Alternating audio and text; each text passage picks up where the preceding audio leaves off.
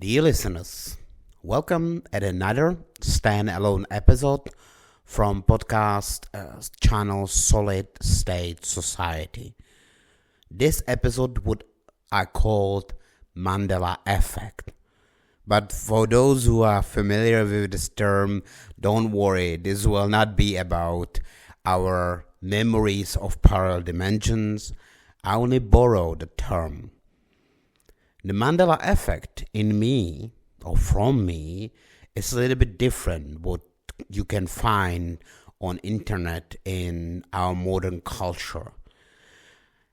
For me, Mandela effect is about the legacy of one of the icons, the great icons of the left, almost godlike person, Nelson Mandela, and how actually his example, his gaining power in South African Republic led to total downfall of that state and its own people. So the episode itself will be called Mandela Effect, False Icons of the Left. First of all, I want to tell you that yes, in this episode I will be talking only about Nelson Mandela and South African Republic.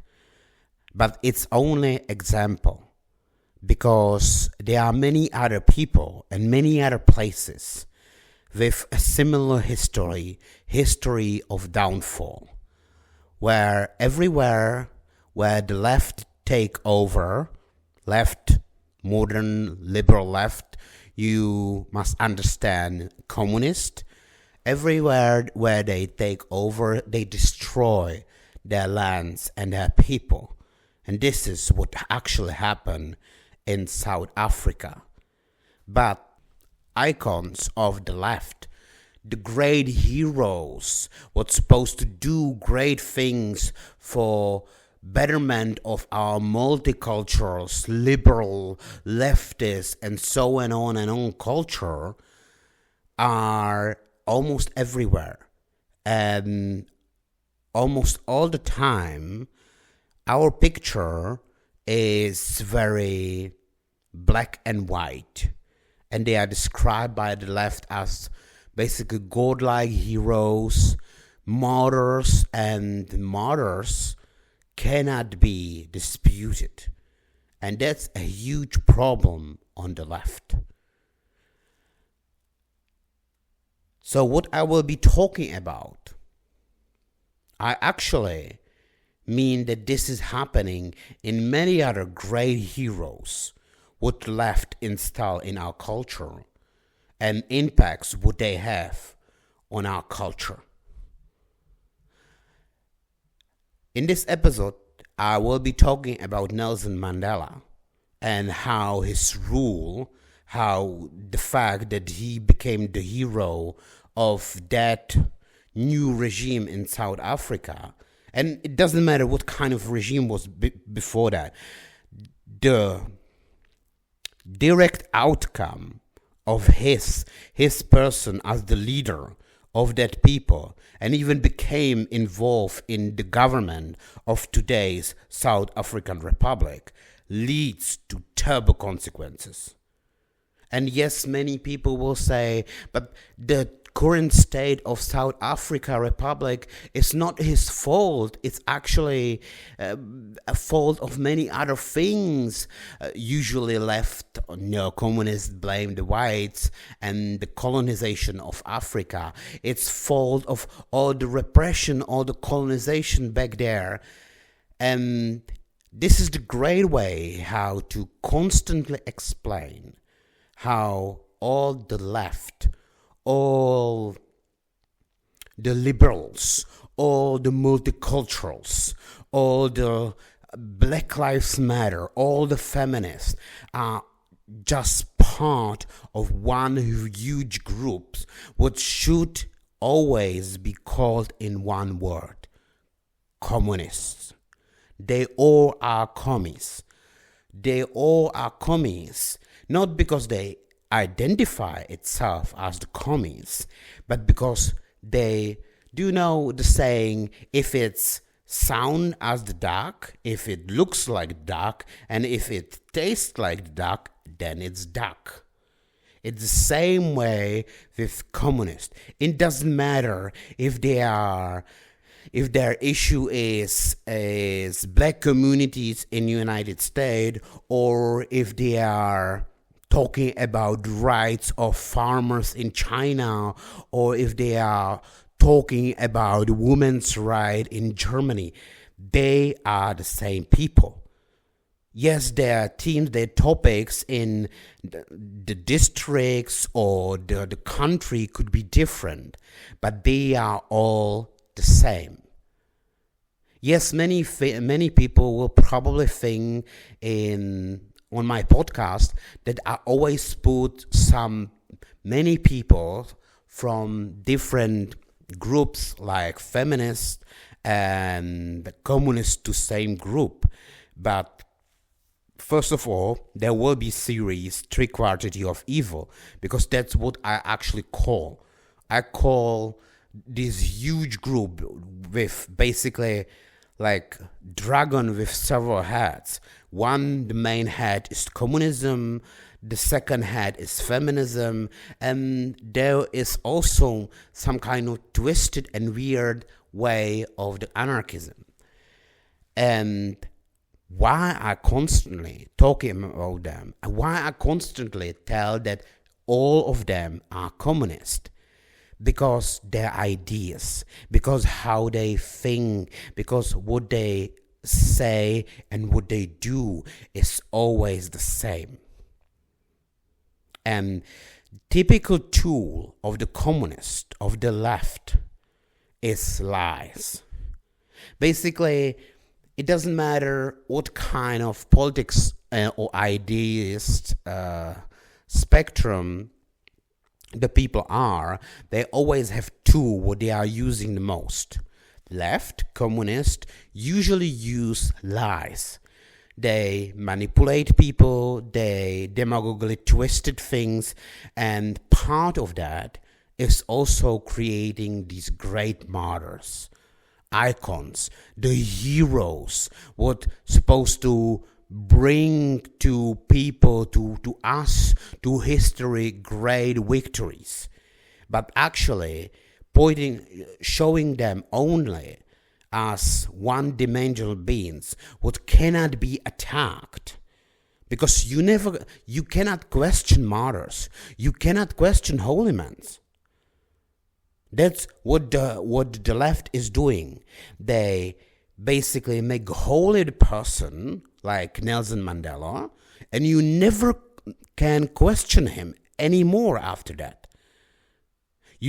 And it's always the same with Martin Luther King, with Gandhi, and very recently they did it same way with Greta Thunberg. And yes, if you think about it, it's different people. Gandhi was the leader from India.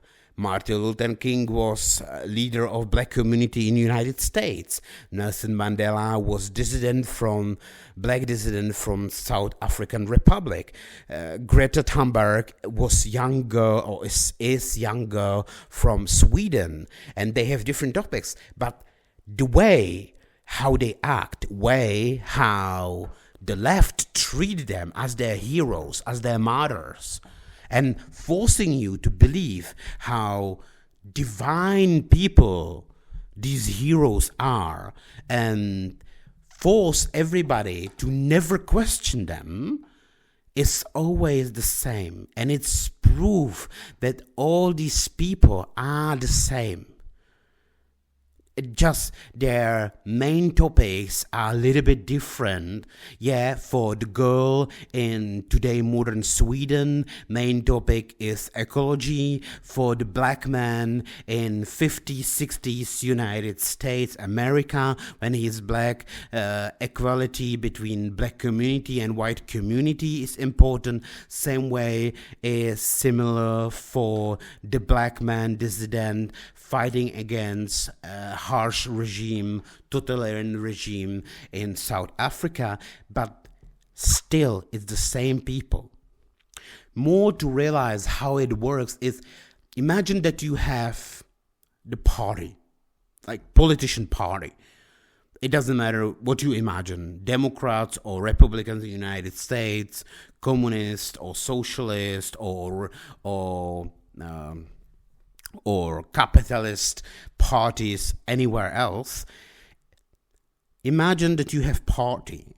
Let's take example of it in United States. So you have Democratic Party. They have very similar ideas, but important or main topic for Democratic Party in, let's say, California is different than the main topics, even when they share basically most of the topics, but the different topic is important, or topics are important for Democratic Party in, I don't know, Montana. Yeah, it's different in different district, it's different country or different states, and it doesn't matter if it's USA or somewhere else, but it's the same party. It's very similar people who share most of their ideas, but situation or time when they are, it changed a little bit main goals in environment what they are. 100 years ago, most important topic for the communists was equality between classes, between rich and poor, basically. This is not so important topic anymore. Now they switch it on topic of equality between women and men, between different races or ethnicities around the world and things like that. But the idea is always the same. We should be all equal. And it doesn't matter why we are divided. And most importantly, I will be talking about Nelson Mandela, and that's why I call this episode Mandela Effect. But we can actually see how all the similarities are most like in other countries or other movements. The state what right now South African Republic and their people are is direct consequences of Nelson Mandela. Yes, and by the way, I don't want to spoil you this episode, and sorry for the using of word, but South African Republic is fucked. Sorry for the using of that word, but South Africa is not good. And that is very light using the word. South Africa is in huge problems. And it's supposed to not be. Because South Africa was state who was like in 50s.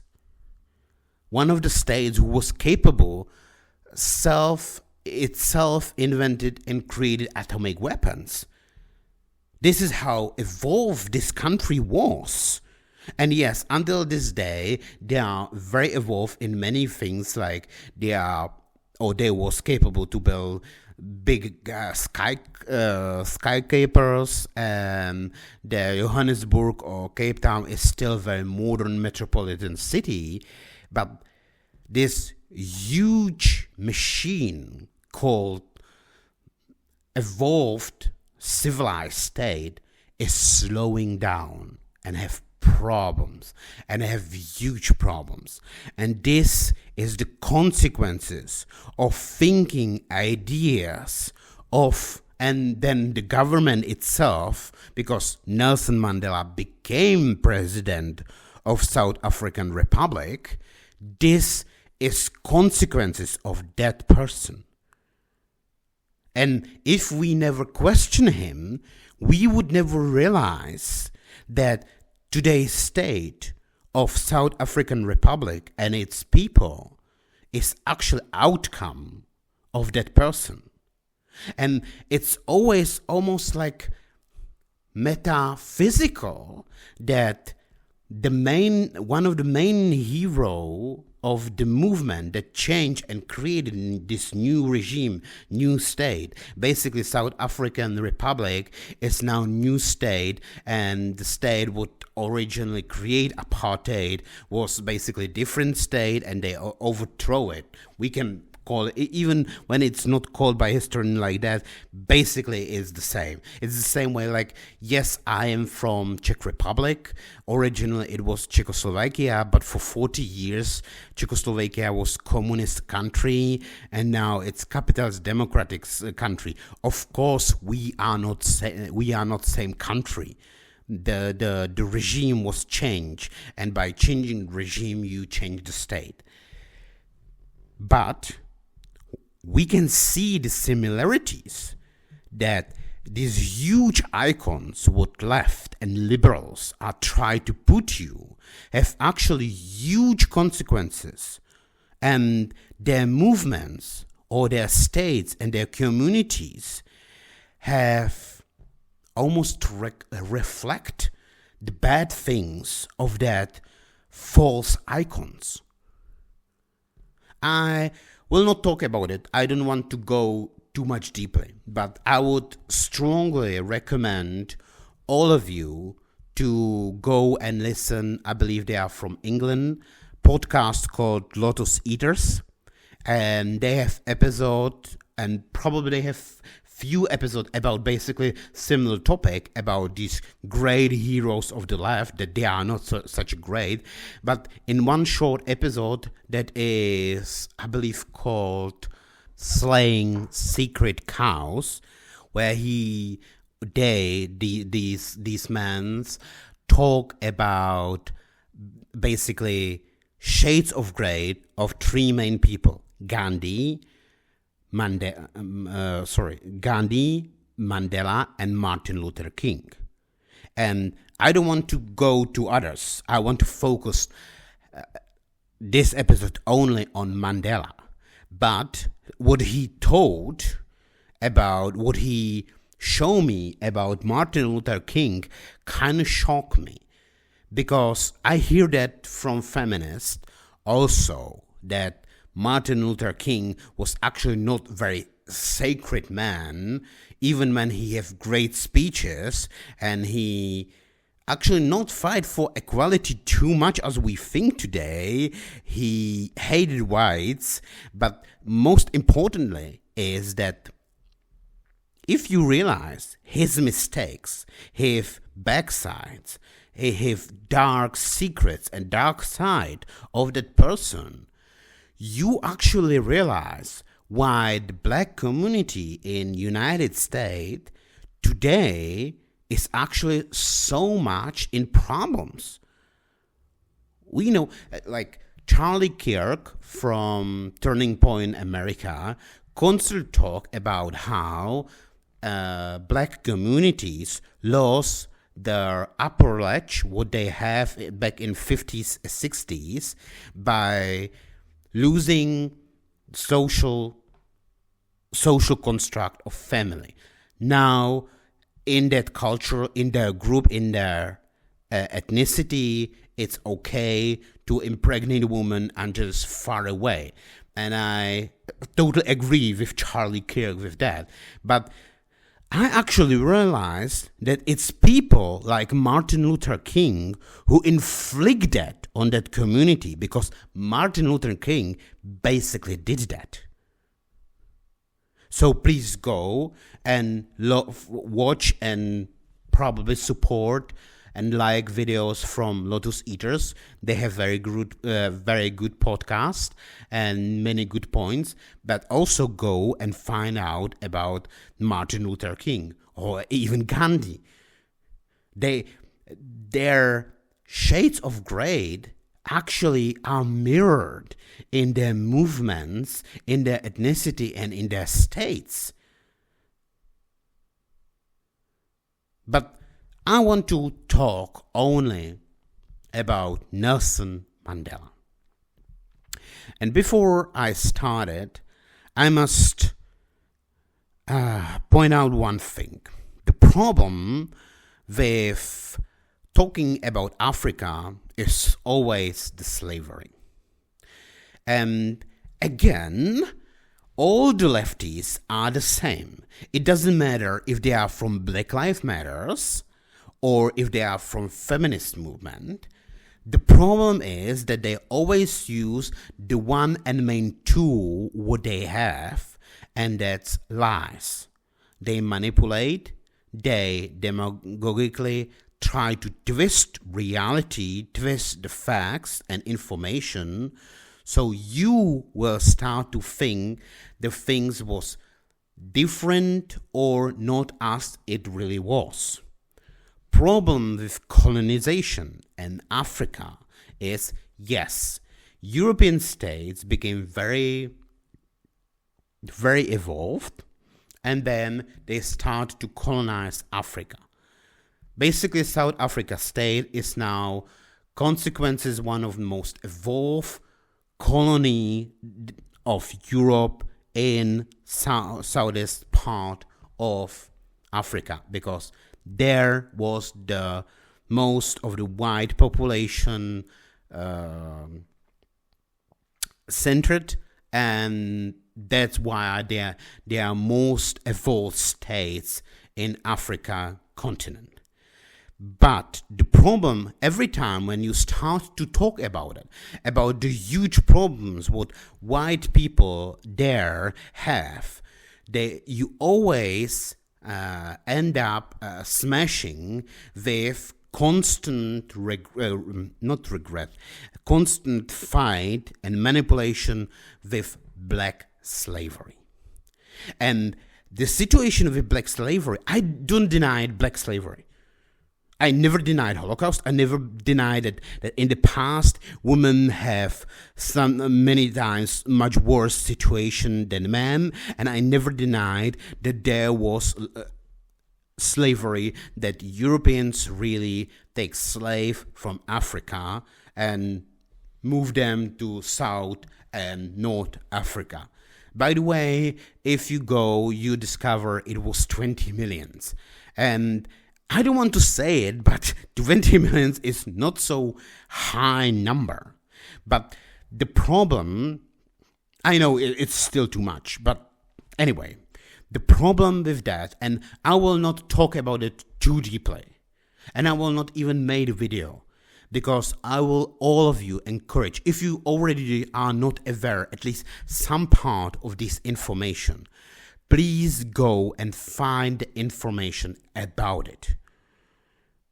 Find information how the slavery actually happened, and how what today modern multicultural left are trying to persuade you how the slavery looked like, and how it was basically outcome of white inner evilness against these poor overly good blacks living peacefully in Africa, how that's bullshit.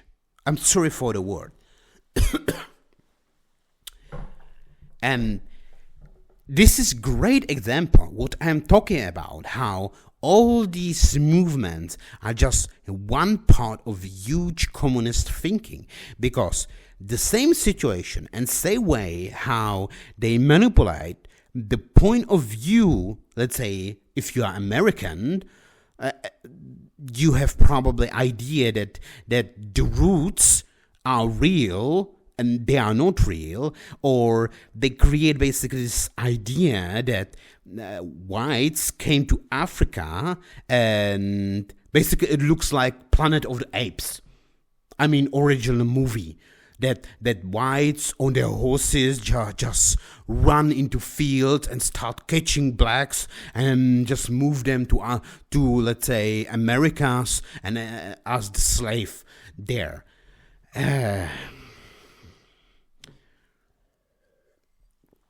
Reason why we always can say that these supporters of black communities, or whatever you want to call them, are the same as the feminists and they are all just communists, is the same way how they treat and manipulate now with the myth of gender pay gap. It's almost the same situation. With gender pay gap, they take some information. And information is, yes, in truth, in most of the civilized Western countries, if you take all the money what women in the society get as the salary, and if you take all the money what the man take as the salary, and you divide it by number of the people in that group, you will discover that I believe it's around 80% that women have around 80% of the salaries of the man. And they take this information, take it out of the context, and basically try to tell you, oh, this is the reason because there is hidden sexism. They applied critical gender theory, that everything negative would happen to women is basically consequences of evil man misogyny, evil man hatred, and we are living in a society of evil patriarchy that is constant. Basically, they take this information, take it out of context, reshape it. Like they often say that women have a lower salary for same job. And this is the lie. Women have lower salary in same job, but not for the same job. That's different.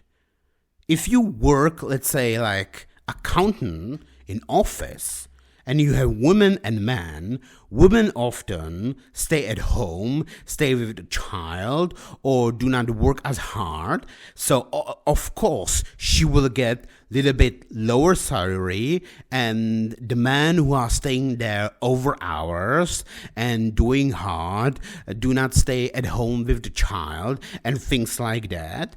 He will probably get extra money for his salary. So, and if you put that, if you take that only as the information and take it out of context and twist it by a little bit using different words, so instead they get lower salary in same job, you say they get lower salary for same job, then you are twisting this this information to manipulate you. That's why the gender pay gap is a lie. This is reality. And it's totally the same scenario with black slavery. Please go and find all information. I don't want to talk about it. I don't want to persuade you about how the things really are.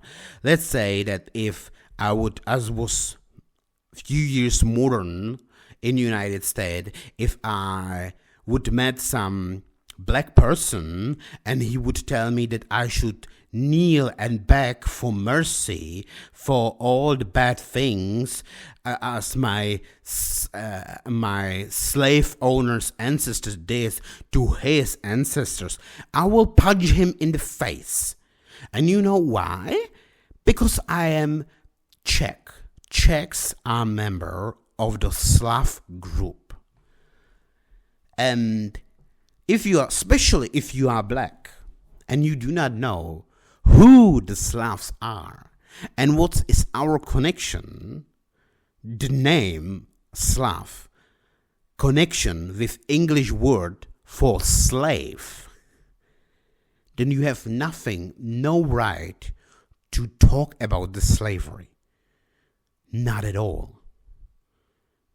English word slave is literally continuation for the name Slav, because we Slav nations, we Czechs, Polish people, Ukrainian people, Belarusian people, we all used to be slaves centuries before whites ever get sailed to shores of Africa.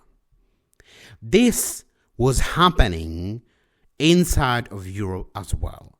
we was most likely be enslaved back there before we take Christianity as our main religion. So good point for Christianity as institution, by the way. But we was enslaved by most German people from Germany, Austria, and people like that, who was back then because the Slavs came to Europe around 6th and 7th centuries AD. So we are kind of new to Europe, where like German tribes live for thousands and thousands of years. And it's kind of funny because when we Slavs came, the Germans was already here, and Germans back then was more evolved than us. Every time when you have more evolved civilization, like hugely evolved civilization, and you want to make business with them, you want to have same type of clothing, weapons, capability of structures and things like that. Every time when less evolved civilization want to make business with more evolved civilization, and they do not have something very valued, like they are literally not sitting on the island full of gold or diamonds, what they will start to sell are their own people. Or not their own people, but people who was enslaved, like other tribes, children of their enemies, and things like that. And this is what happened on Slavs at the beginning when my ancestors came to Europe. This is what happened when Slavs came, because Germans was more evolved and Slav was very primitive back then. So what did Slav do? They enslave the primitive tribes around them and sell the people as commodity, as slaves to the Germans. Actually, it's very funny because just few centuries before that, Germans was enslaved by Romans. So it's always the Romans enslaved Germans, Germans enslaved Slav, and then Europe enslaved Africans. But my point is that this was the same situation in Africa. Most of the 20 million of enslaved Africans by Europeans was actually not enslaved by Europeans, but by another tribes inside Africa itself. Animosity between different tribes and nations in Africa are clearly visible until this day. Until this day, people in Africa are capable to rape, to kill, and of course enslave people from different tribes, different ethnicities, and different nations. Why don't you think this was happening back then? And as it happened few centuries with Slavs in Europe, the same situation was happening in Africa when the Europeans was finally capable on their ships start to crossing huge amounts of seas and oceans, basically to travel to the shores of Africa. If you actually will get and discover information about it, you discover that most whites back then, until like few last centuries, was not able to even walk on the African soils because we was dying so much from disease that it was almost impossible, or very lucky, the white man from Europe that could go to Africa, even buy a slave and then sail to, let's say, America and back to Europe. Most of the people do not survive that, at least at the beginning. This is how dangerous it was. But back then already they called them slaves because that word evolved from original word Slav. So that's why if I ever met an African man, a descendant of African man, black, who would tell me that I am descendant of African enslaver, and he is poor descendant of some African slave, I would literally punch him because my people was enslaved as well. That's one thing. The second thing, that slavery, the same way as I describe it, from poverty and basically from hatred towards another enemy states, ethnicities, happen often in many and many cultures, and not the point is that the way how the left manipulate us to believe that enslavement was basically just poor thing of evil Europeans, evil whites enslaving poor Africans is so much nonsense, because it's happened often. We know basically in many cultures and many civilizations, slavery was very often. We know that the Romans did it.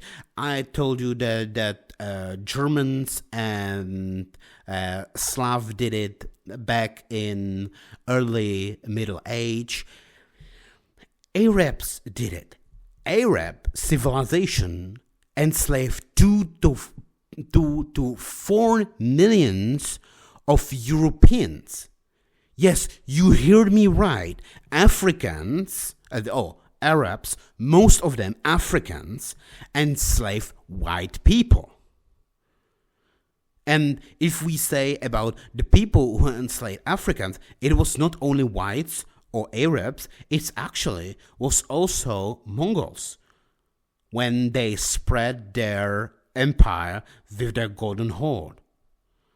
They enslaved blacks as well. Everybody enslaved almost everybody.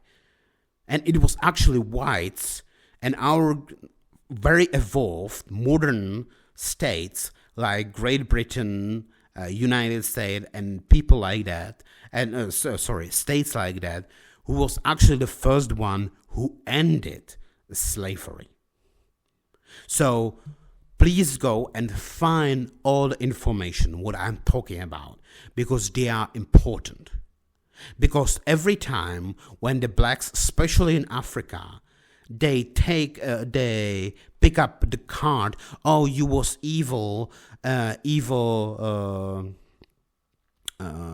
slavers, and we are poor because you colonized us, dismiss it, because it's not there. There is literally video, or I believe you can Google it right now on YouTube, that it's called Africa is not poor because of slavery or because colonization, one of the two names. And it's true.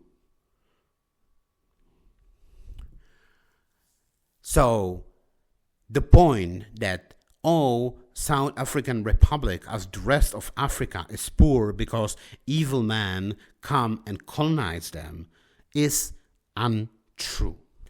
And by the way, if you right now, from things what I'm telling you right now, if you have a feeling that I think the slavery is good or was good, then I'm sorry, but you are wrong. I actually genuinely believe the slavery was good. And there are points to end slavery, and it was good to end slavery. And I genuinely believe that slavery is bad, and it's bad because it's also destroy not just slave, but slave owners, the people who do the slavery. There is like theory that, and it's actually disproved, that I believe one of the black person from Great Britain, and otherwise, there is book written by one of these leftists, probably black activists, who write how basically industrial revolution happened because the whites colonize and basically enslave Africa, and industrial revolution happened because we was capable to bring the coal and ore from Africa to fuel industrial revolution. Basically, the book and many blacks today believe, and not just blacks, that it was a slavery of blacks from Africa who create industrial revolution. And there is one great counterpoint to that, and reason why I said I don't believe that. And that's Romans. Romans have slaves. We know about it. They actually enslave anybody, and for them it doesn't matter what kind of color of the skin you have or from which part of the world you are. Basically, any enemy from Britain to northern parts of Africa could be enslaved by Romans. So a Roman slave could be basically anyone. But there is secret what many scholars and historians argue, that we know that one of the actual Greek philosophers in first century of Roman Empire in Alexandria was probably capable, or at least planning, to create steam engine. Steam engine was basically start of industrial revolution in our Western European civilization. So basically, Romans was just 200 years away from space travel, computers, atomic weapons, and things like that. But that never happened. And most common idea, and that's the idea what I generally believe, is that even when this philosopher was capable to create a steam engine, basically machine that can do work, Roman society do not take it, do not accept it. They do not have a need for machine like that, because there was a plenty of slaves who can do work. So there was no need, or people do not see value in the machine that can make work for the people, or instead of the people. But in modern, almost modern industrial or pre-industrial, let's say Great Britain, France, most states of Europe, United States, and many of evolved European colonies in that time, they do not have slaves. Instead, they have workers, and workers was paid. So the people actually see value in the machine that can replace man work for lower money. So basically, that means that the fact that we do not use the slave labor as the Romans in their Roman Empire did, give us opportunity to use new technology that bring us so much technological evolution. So no, it was not slavery or colonization of Africa would bring industrial revolution, but actually it was opposite.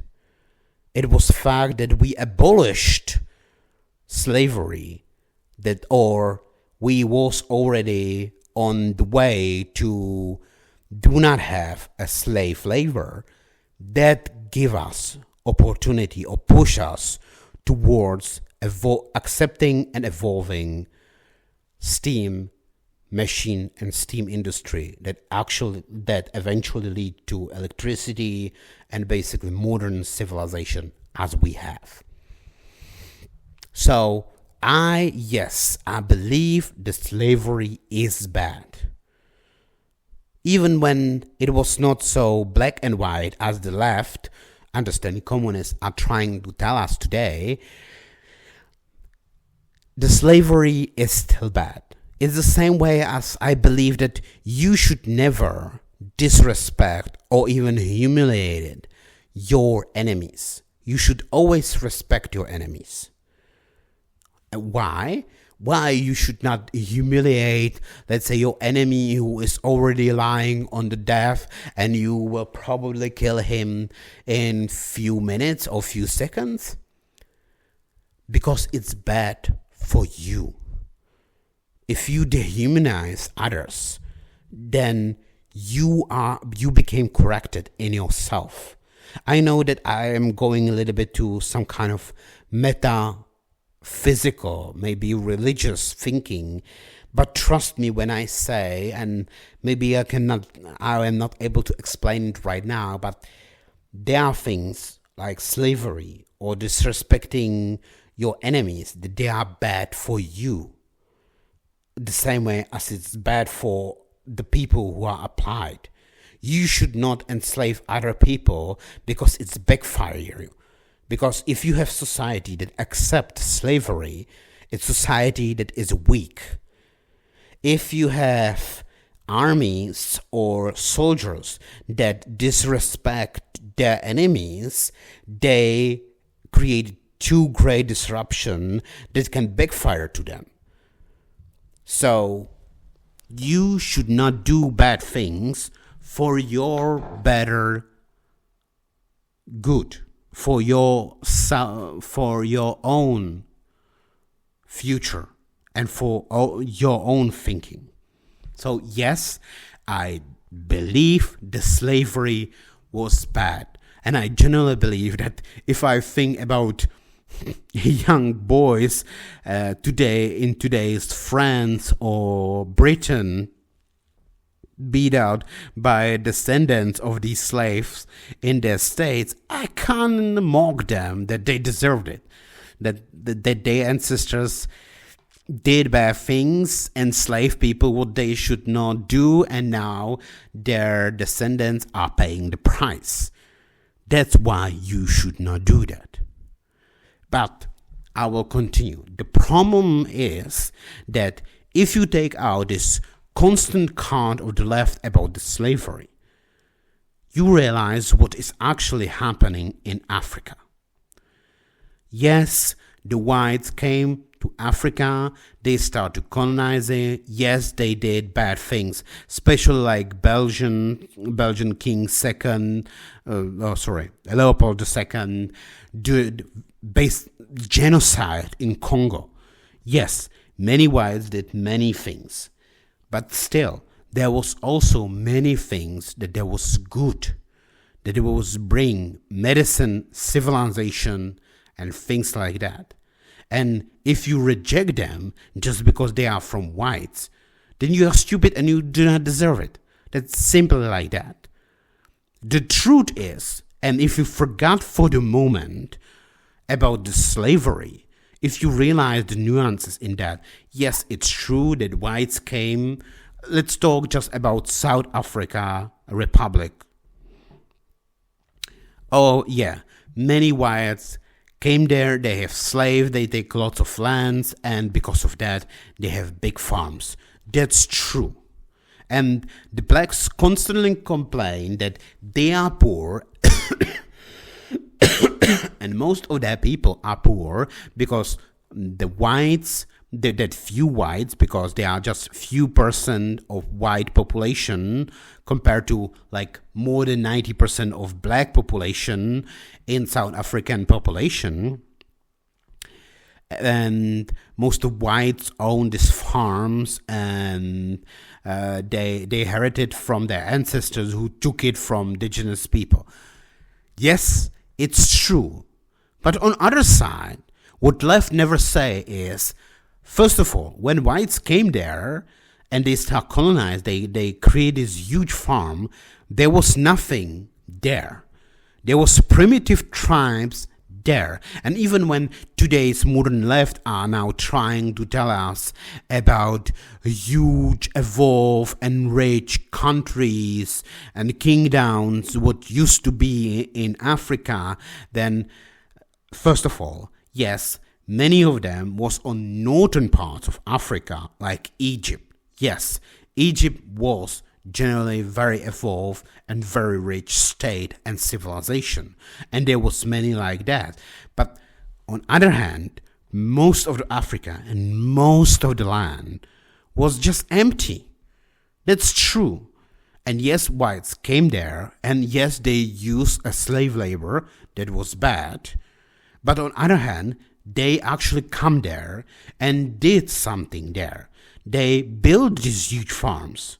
And constant complaint of left, and especially indigenous black people there, that the whites have these farms and we don't have them, is typical communist thinking. Okay, the whites have these huge farms, but still in Africa is huge land, huge emptiness there, and you still can go and make your own farms. Why you do not do that? Why was there for many centuries? For all that centuries, you did not evolve, you did not catch anything. Think about it. If you have neighbor that have farm and farming and gathering many animals or plants, and he became rich, and his children are the same, and children of his children are the same, and you living next to him for many centuries, and you didn't evolve, you didn't catch, you didn't learn something from him to actually start the farm of your own. Why there are not many black farmers that catch after centuries and centuries over them? And yes, they would, because oppression, because apartheid, they would probably not have big farms like whites have. Of course, I understand that. But do they have at least a smaller farms? At least some or small businesses, or do something. Not everyone was just slave, and even slaves was capable to work hard, became more important, and they eventually free themselves.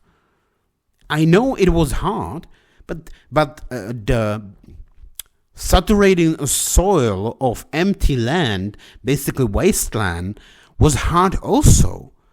Why the Africa is not now continent full of farms and plants and animals, and they are not very rich? Because they always do also bad things. That's the truth. What they do not want to accept. That they, and yes, I'm do not talking about people individually. I am talking about the people as the group. And the groups there are doing bad things. They must constantly fight with each other. And they are kind of lazy. They're literally next to them. Okay, we can argue that it's hard to evolve something from nothing. Okay, so if you are sitting for 1,000 years in Africa and doing nothing, then you cannot become good farmer. But if the whites came and start to do next to you very interesting things, like have huge farms full of crops and raising lots of things, should you for few generations at least learn something from them? And it's almost the same example in black community in United States. They always bitching about how they was a slave and how there was a bad condition for them, and that's why they are poor. But if you ask, let's say, Charlie Kirk, he will tell you it's actually consequences of another problem. And second problem, what I found very disturbing, if you think about it, when I was watching Handmaid's Tale, there was basically that Martha, basically slave in household, and she was black, and she get to Canada, sorry for the spoilers, and then she basically talked with the Waterford family that basically owned her in Gilead, and now she was free, and they was in prison, and she was talking with them, and she tell, I believe maybe them or her friend from the same household, that she have number, like she was a slave, the same way like stories what her aunt tell her. And I think about it for the moment, that idea that today could be live as someone who could ever met a live person who was alive back then where the slavery was still on. It's nonsense. Slavery ended in end of 18th century. That's more than 200 years ago. Nobody alive today ever met anyone who would actually see a slavery in his actual life. That's not possible. But still, I don't say that the bad things was not happening. Bad things are always happening. And by the way, there was some kind of version. It was not slavery in whole. It was like light slavery. But it was happening just 200 years ago in my country as well.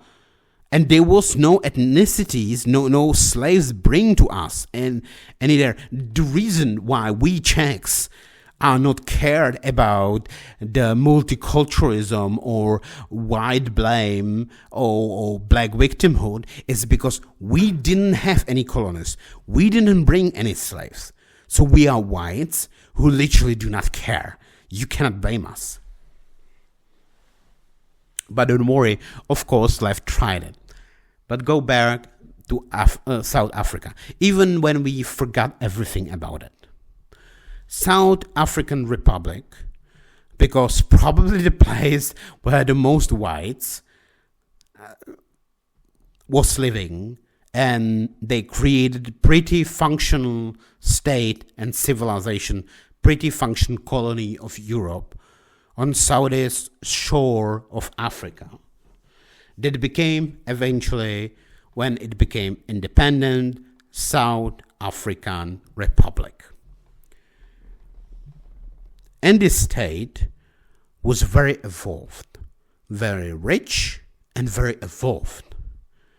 And just to realize how much South African Republic was evolved, South African Republic, I'm not sure if it was at the end of 50s, 1950s, or beginning of 60s, I believe it was end of 1950s, South African Republic was capable to create, evolve, and use actual atomic weapon, atomic bomb. I will repeat it. South African Republic was capable to create an atomic weapon in 1950s. So they was basically on same level as United States, Great Britain, Soviet Union, China, and states like that. And I should remind you that even today, modern states are struggling heavily to create atomic weapons. Even today, and we are 70 years after that. Just ask Iran, because Iran are trying to evolve atomic weapons for like 20 years, and it's 21st century, 70 years after South African Republic. And this is one of the examples how that state was actually civilized, evolved, and rich.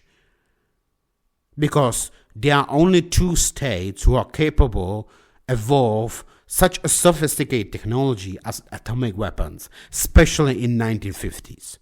State what is very evolved, let's say like Great Britain, or very big, like it's China.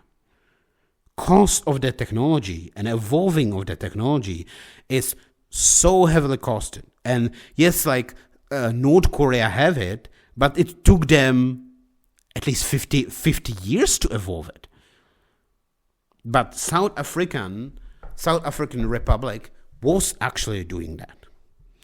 And until I believe 1990s, there was state that there was heavily towards whites, and it was totalitarian regime that was discriminatory against the black population of its country. And if you realize that most of the population of that country was black, so it was discriminatory against most of the people of that country. That leads to very famously known apartheid. Reality where many blacks was not allowed to enter or, let's say, use the cadaver on the park that was basically only for whites. And I do not argue that this is good. I generally believe this is bad. If you must do that, if your state is doing that, then something badly is happening to you. If you need to divide the people in your state, then you did something wrong, or you are not evolved, or you are not good as you can be, basically. And yes, I said that South African was very evolved and very civilized state, but that doesn't mean it was perfect, and it doesn't mean that there was not huge errors and problems in the state itself. It generally was. And by the way, these mistakes eventually lead to failures of that state, because there was this divide, there was this apartheid, which created tensions. And of course, if you do bad things, people are reflecting. People are starting to talk about it and demands changes. And what the most weak and pathetic states do in the situation like that is they persecuted the people who are talking about it, basically creating dissidents. Dissident is person who talk about something against the state or have some kind of opinion what state doesn't like, and that state start to persecute him, like, and incarcerate him in prison. And one of that person was Nelson Mandela. He was imprisoned by apartheid system, South African Republic government, and he became dissident because of that. And dissidents are a problem. That's why I generally believe, and yes, you can call me most right-wing, totalitarian, fascist, and you are right, of course. But I generally believe that you as the state, you as the society, should never silence your opposition. You should never silence people and their ideas. If you do that, you already lost. One of the great mistakes, what I believe happened, and I actually made video, if I remember correctly, greatest mistake after World War II is silencing and persecution people who have fascist very right-wing opinions. That actually create a huge problem. First of all, it's not right silence anyone. And a second of things that create a huge gap, what actually left took over. So anyone who is more interested in this topic, I recommend episode on YouTube available, Greatest Mistake After World War II. My point is that you should never silence your your opponents. It will never help you. But if you do that, you are creating martyrs. That's the problem.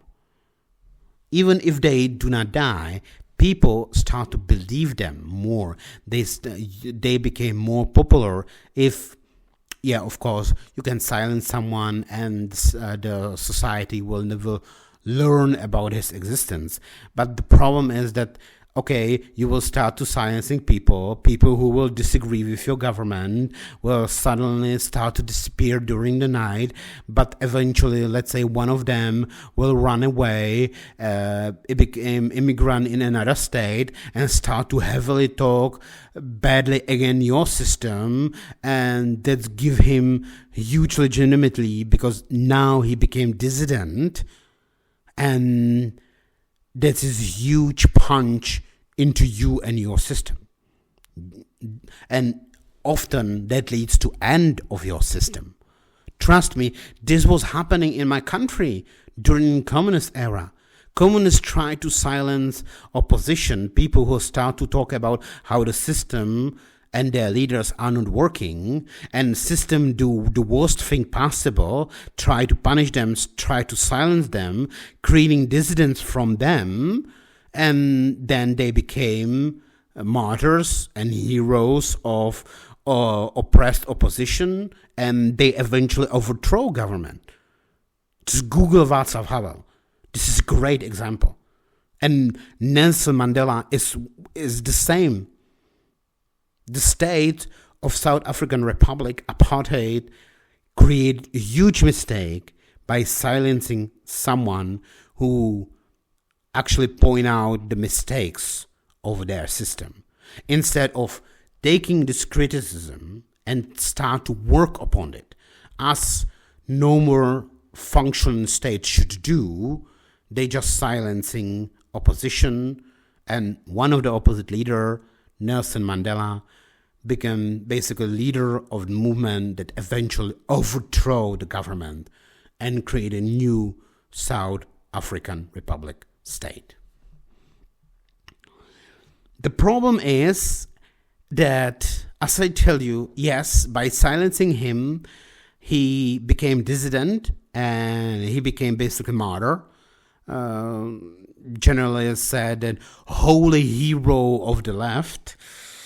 And then he eventually even get in position of power. He became the main leader of the new country.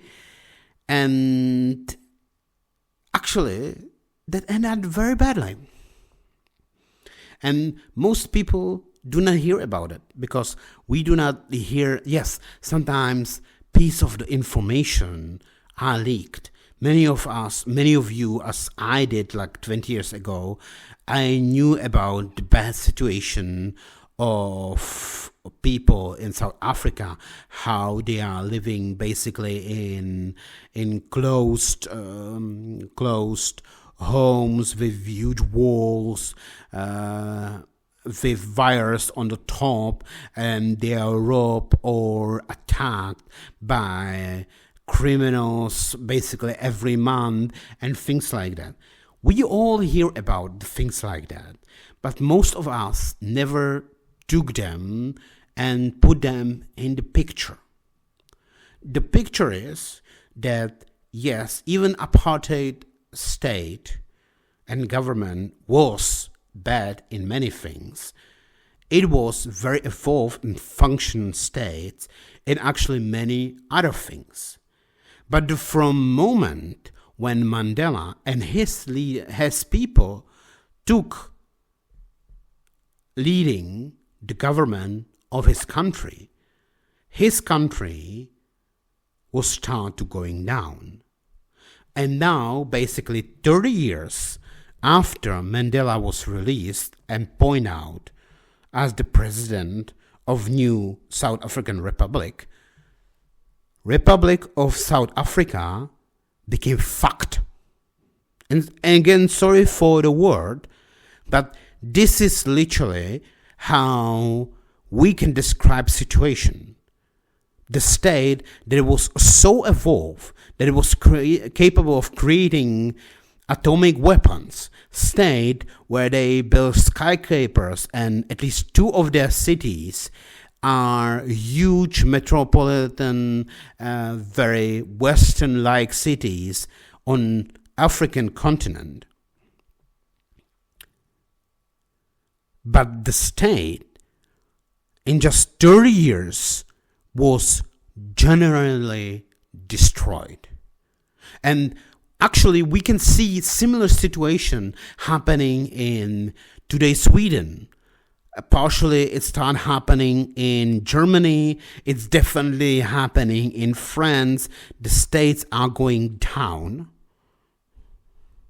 But in South Africa, situation is much worse or much dense before that. So, what is happening in South Africa today? And why I am using bad language to describe their situation.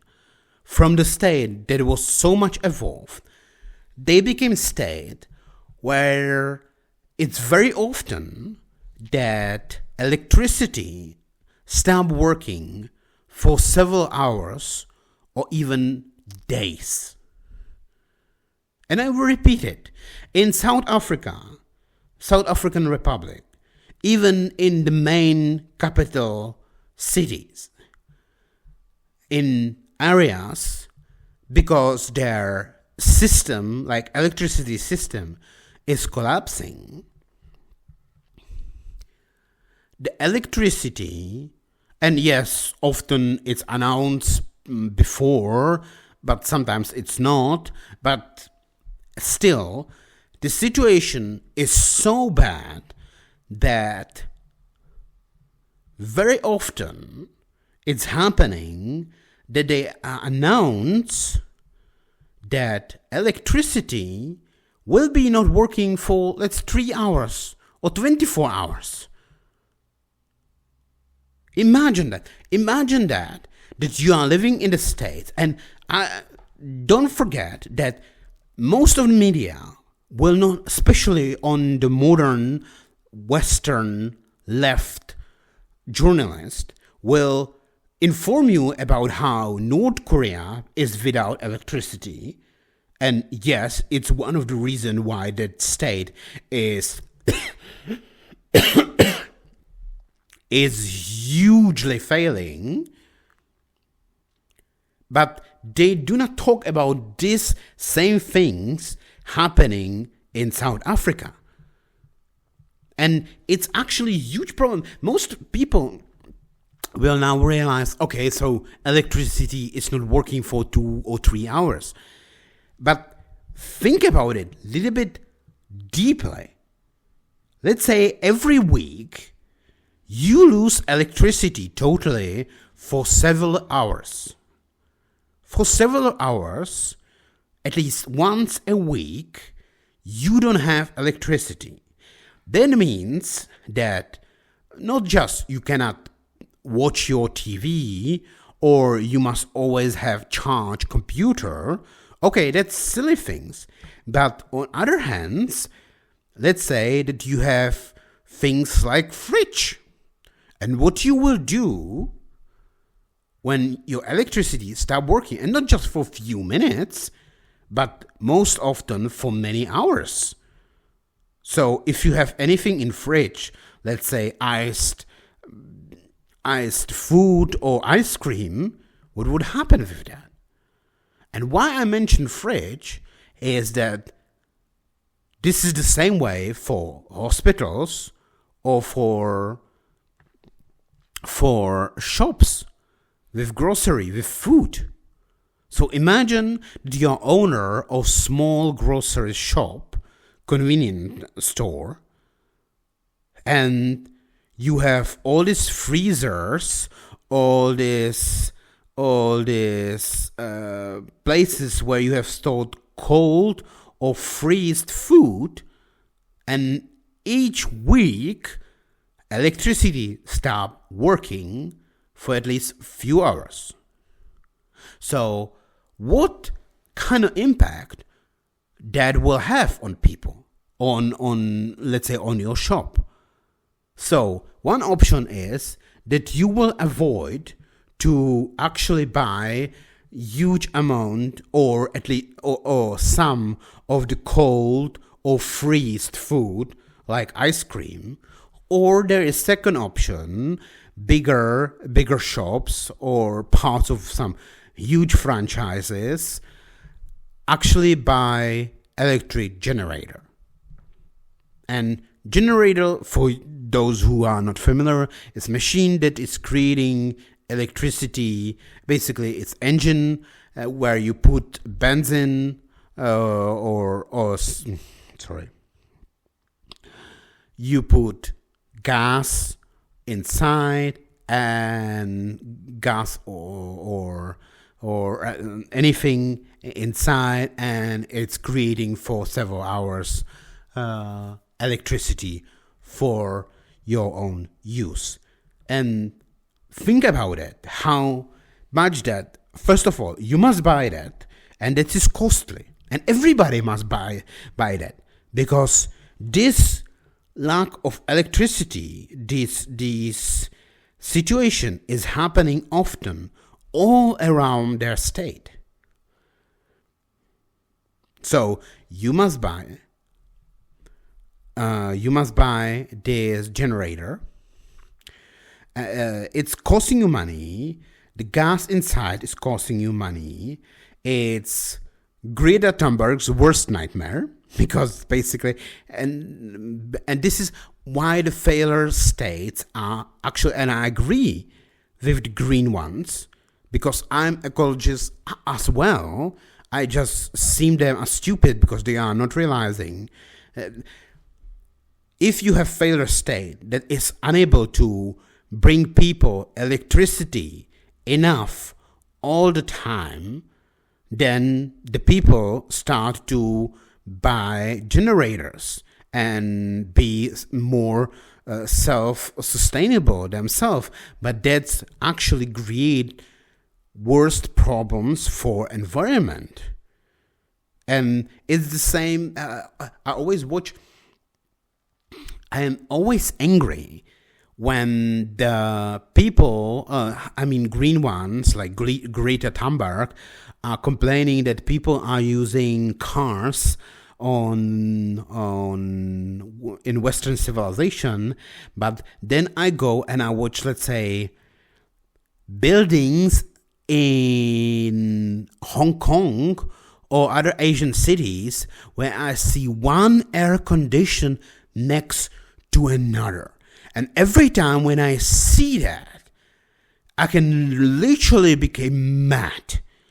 Imagine how much electricity, how much CO2 that is creating. And why? Because they was not capable to build houses that will keep actual coolness during the hot summer. So failure state, there is actually very good speak, I believe, in Oxford by Konstantin Kishin about how wokeness and environment green movement is wrong, and he literally talked about it, how this thinking is totally stupid, and ecology will be won by poor people. Find it. It's few minutes and it's genius. He precisely talked about it. People in failure state, the poor people, those who are people who actually create bad things for our environment. not a civilized people, let's say in most of the state of Europe or in the United States. No, it's poor people, let's say in South Africa, who must buy generators for a small shop. So if the electricity will be turned off, the generator will resupply them with electricity, so they will be capable to keep their freezers cold so they can sell ice cream.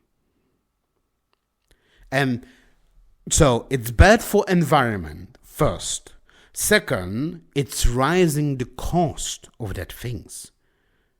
Because that convenience store, that small shop with groceries, must buy that generator that is very expensive.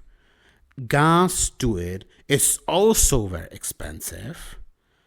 And all that money was basically is put in price of the product.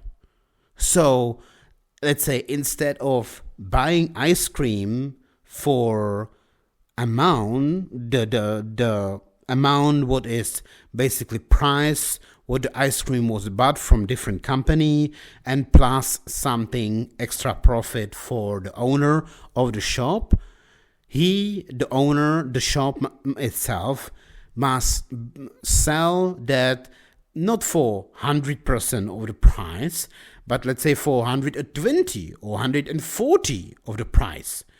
Because in the price is also involved the pricing for generator and gas inside the generator.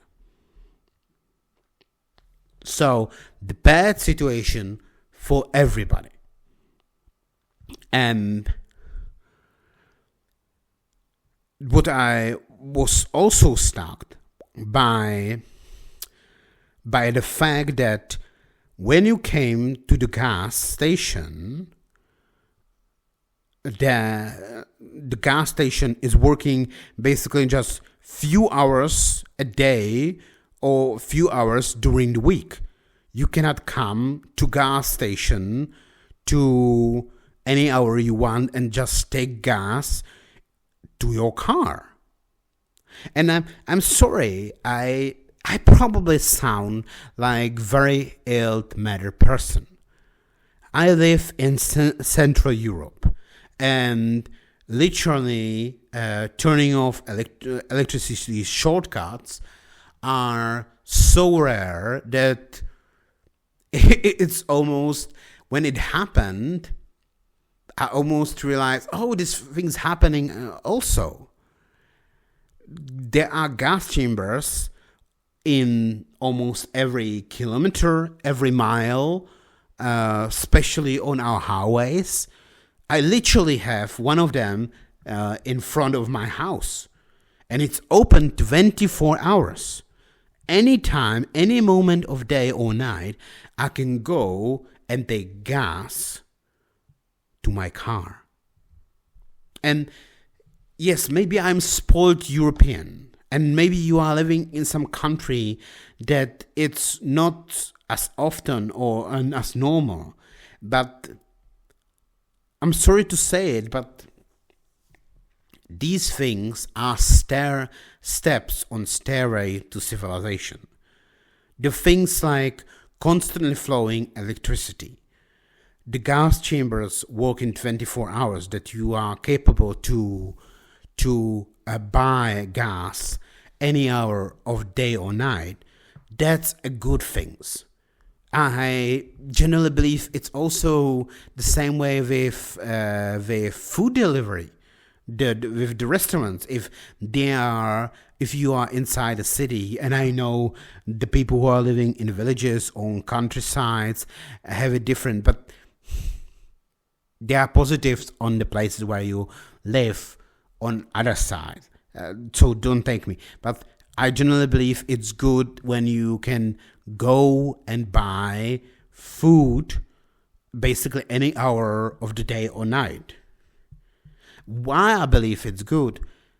Take it that way. You are a worker, that you work, let's say, in some kind of office, and you are working hard, and you care about your job, and you often work over hours.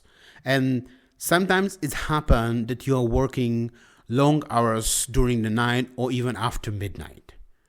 If all the shops would be closed and all the restaurants would be closed, you will know that, oh, I must stop early and I must go and buy some food before the shops or restaurant will close, because I don't have any food in my fridge anymore.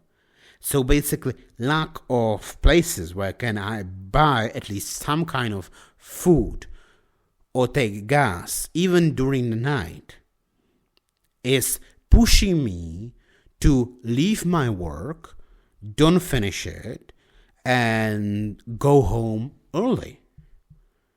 This is basically the same logic why the men's are often better workers than women's, because women's often have children and must go home, but men usually especially when he have family, when he have wife and children back home, he can afford it. And that's the issue. These things are helping you to build better societies. Because if I can stay longer and finish my work in my job, it's better for the society itself.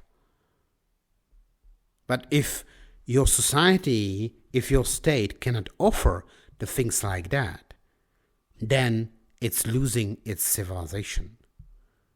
And actually, these good things, who are most often, and yes, again, the left will argue that it's fault of the colonization and it's fault that whites was evil back then, but most of the people who actually establish or run systems like electricity are whites.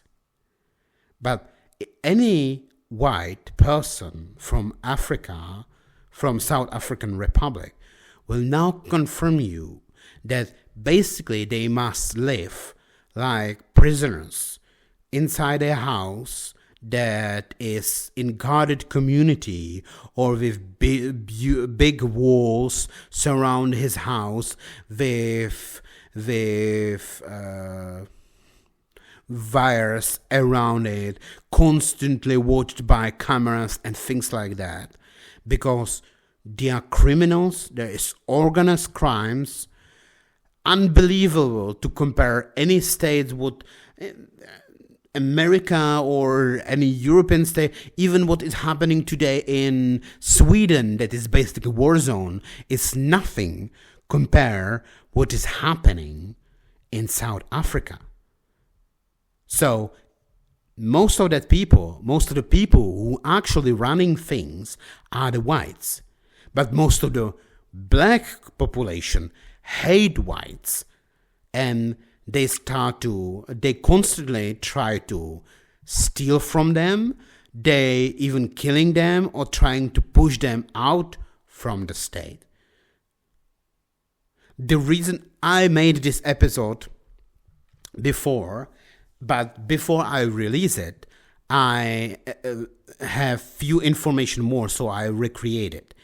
And one of that information was that on one of the social networks, there was video of one of the future leader of some party in South Africa, is literally call for violence and killing of whites. And by the way, this is not happening just in South Africa, and this is not happening only towards white people. In all other African states, or most of African states, African indigenous people are trying to push out not just whites, but basically any other ethnicity. Most racist people on the world are Africans in Africa. I will repeat it. And I know that when your heads when you are living in Europe, any states of Europe or United States, your head is full of propaganda of left, understanding communist, how the whites are evil and how the blacks are poor victims of our colonization. Most racist people on the world, on average, are blacks in Africa. They constantly try to push out from their states and from the environment not just white people, but any other ethnicity, Arabs, Indians, Asians, anyone.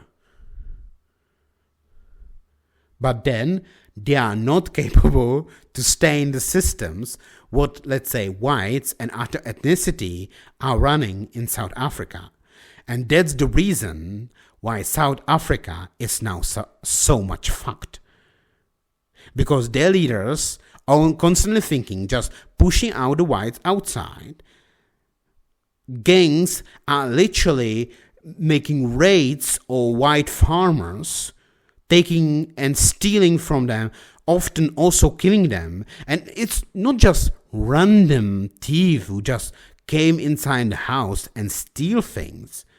But just a few days ago, I watched a video how these criminal gangs in South Africa have literally devices that stop signals from your cell phones. So they basically bring this device to your home, what they are trying to rob, and they start this very complicated device. They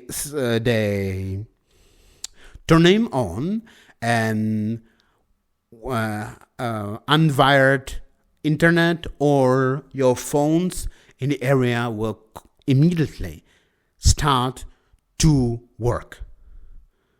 Can you imagine that these people are not capable to, let's say, go on some land and grow crops, became good farmers, at least on small lands, and through the time, through generation, became rich and skillful people and good citizens for their states.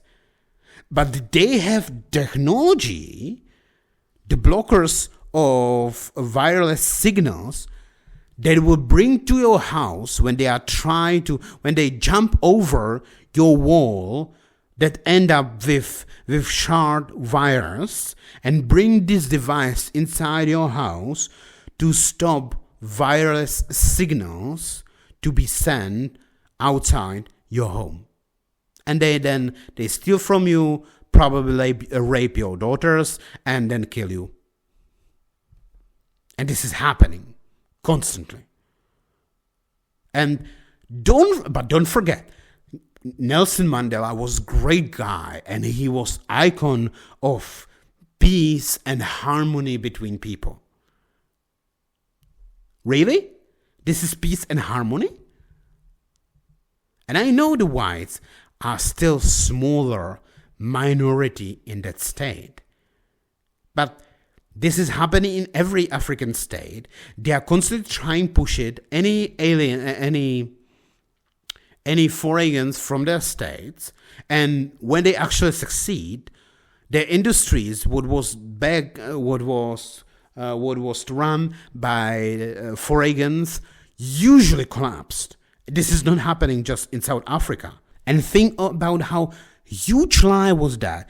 They was literally telling us that Nelson Mandela is a great guy that is fighting for equality between people, but equality actually leads only that white people who are living for centuries, a generation in South Africa, are now must live in fear in their houses like prisoners, constantly be afraid about their lives, and the populist leader of their countries, black populist leader, are calling literally for killing white people, as in every other African state.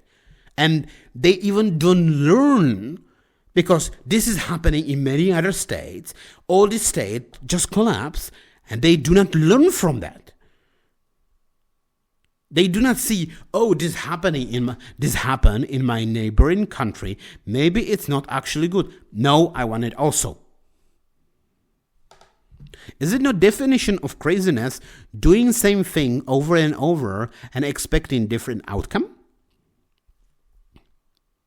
But don't forget, Nelson Mandela was a great guy. But if you actually will listen to Lotus Eater's podcast, you will discover that he basically was leader of the group that the cell that was basically communist group. They was planning bomb attacks, and his leadership and government leads to white people literally leaving South Africa, and South Africa, one of the most evolved states on the planet, basically stayed on the level just 40 years ago, on the same level as the most states of European Union or Europe, and basically on approaching level of evolvedness as United States or Canada or Australia, became basically shithole. So was he really so much great leader? Was he really so great guy? Or he was just made a hero, the icon by the left, understanding communism? But the problem with the left is the truth will always eventually come out. The reason why I start to make this episode, the first version, was actually one of the men who was born in South Africa and he moved out. There are many great whites, many great guys, many great people who move from South African states and emigrated to different countries of Europe, America, and things like that. Most famous one is Elon Musk. And it was actually one of the guys who flee the South African state, who make video after he saw one of this leftist liberal woman arguing with some man in video how actually it's not so, the situation in South Africa is not so bad, and it's always full of colonization and white people and things like that. And he, as the person who actually flee South African Republic, start to feel need to comment on that. And he revealed to me what's the situation in South Africa actually is. But I genuinely believe that situation can be fixed.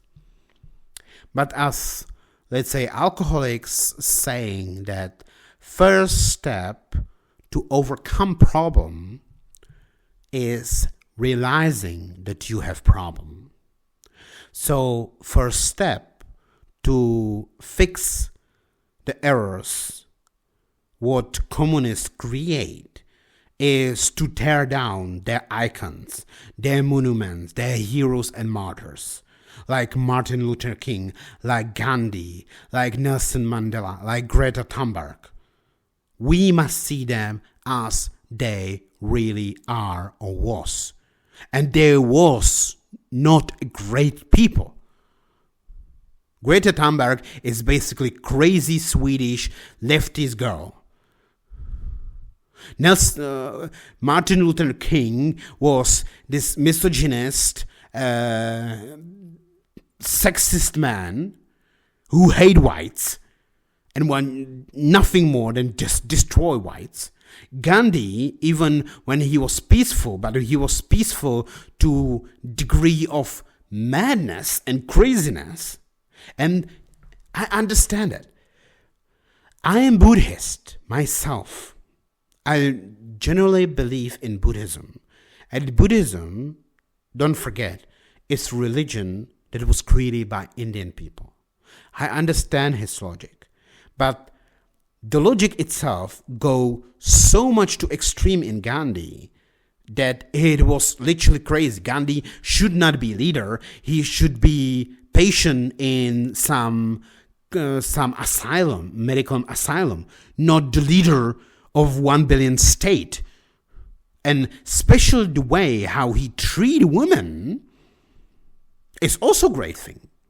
So I again recommend Lotus Eaters Slaying Sacred Cow. Very good episode. And then at the end, we have Nelson Mandela, what supposed to be great hero and fighter for equality between people. Yeah, great. So he was communist. He was planning, basically terrorist. He was planning to bomb. And even if he would be such a great guy with heart in his hand, loving all the people, outcome of his action and ideas is that